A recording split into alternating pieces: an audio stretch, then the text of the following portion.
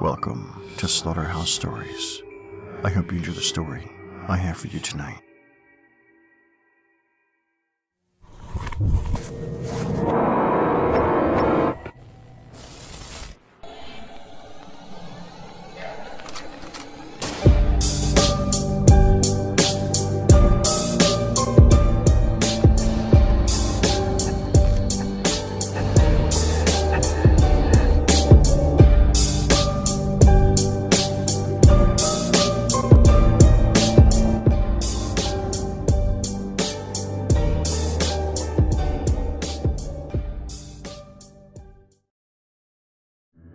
Unforgiven. I think, therefore I am. I'm not what you would call a happy person. I'm not what you would call a stable person. I grew up in a very strict Christian Science home. My father was a truck driver, but the way he acted, you'd think he was a pastor as well. God will do this, and God will heal that. On and on, day after day. He started on me at a very early age. He loved to say, when new blood joins this earth, a parent must subdue them. Some kind of weird justification for beating his rules, I guess to him God's rules, into me. It was the same way with my older siblings. And it started to happen with my younger sister as well. Beaten until we bruised and bled, and begged God to forgive us for our sins. Mom was an ex-opera singer. She really loved her music, but only gospel.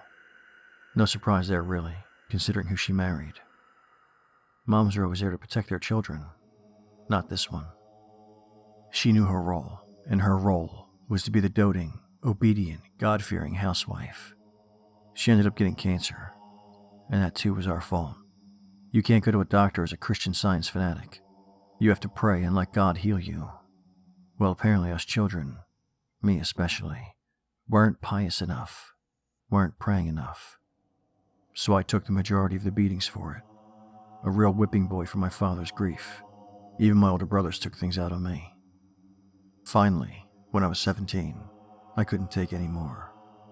I decided it was time to get the hell out of this house. All I had to do was wait till the end of the big Sunday dinner. I made sure my little sister, Deanna, was at our uncle's house to have a sleepover with our cousins. My two other siblings were here, of course, which is exactly what I wanted.